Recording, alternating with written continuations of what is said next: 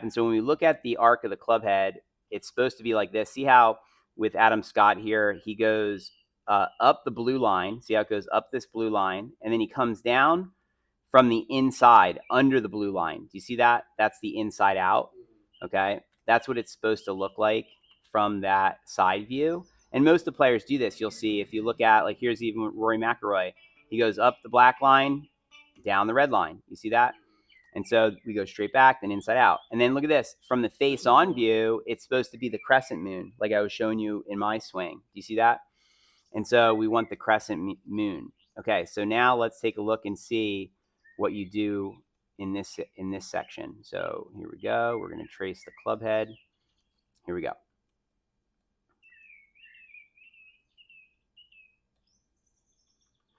Okay, so you're taking it back a little bit too far inside to start, but then you get it up on a better plane now at this moment. So you could take it straighter back at the beginning of your backswing. The top position, your hand position, and the plane of your arms and so forth look good here on this side. Okay, now let's see as you bring the club down where the club goes on the way down. So it's interesting. You almost bring it from inside, but then you actually go out this way. Do you see this? So your lines cross slightly. So you could work on improving the path of your club head here on the side view slightly. The pink line should be below the blue line. That's right. Exactly. Exactly. For example, again, this way and then all the way. Yeah. And so your lines cross. Do you see what I'm saying? Okay. And then let's go over here on the right side. Now, remember, on the right-hand view, you're supposed to have the crescent moon.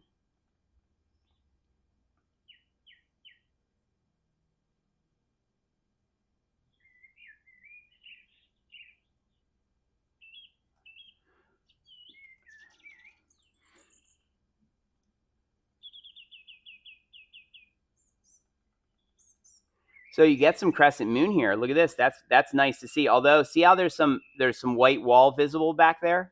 That means that you're not maximizing your crescent moon. Are you with me?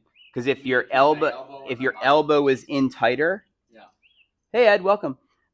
If your elbow is in tighter, then you would get a bigger crescent moon. A bigger crescent moon means what? More club head speed. You with me? Because there's more of a differential between the wide and narrow arc. Does it make sense? And so basically, there's this space in here, right? You're going to see here in just a moment. Watch this. If we go to watch this here. If we go to here's Tony Finau's elbow coming down. Watch this. When he comes down, see how tight his elbow is? Okay, that's what I'm talking about. You're not getting enough of that. Look, if you look at those, you and he at the same position, you're losing lag. You're losing some angle, it's called. That's a power loss. So you're probably doing that also with your driver, and that's why you're not getting the distance. Okay, and so let's continue over here and look at, yeah, so see how, so that's your crescent moon, right? Look, there's a video here. I'll show you one of mine also in the same center. Watch this.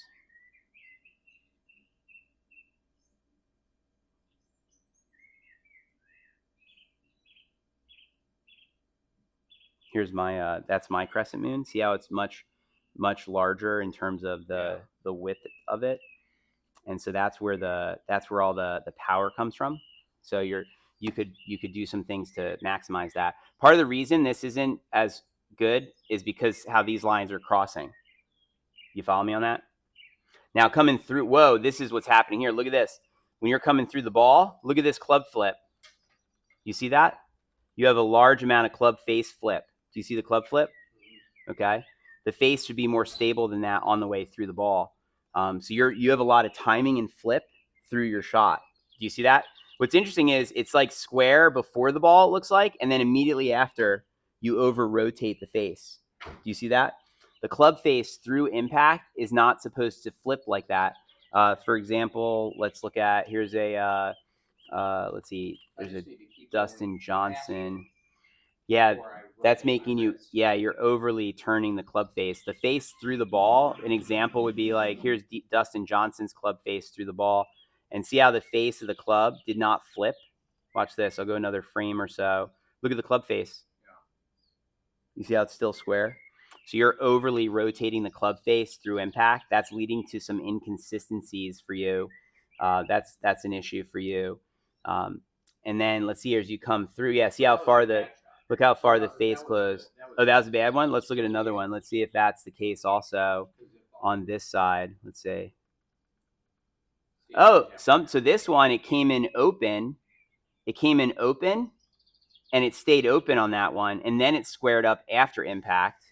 Let's see another one. Let's see another one. That was the second one. That was the third one, right? That was the second one. Oh, it was the third. Oh, it must have been. You must have re-hit before. So there are only 2 irons that recorded. So that's interesting. So either it comes in open and you square it after the ball, or you over rotate it. The first 2 were almost identical. Yeah. So or you over rotate the face, and it's interesting that really bad shot.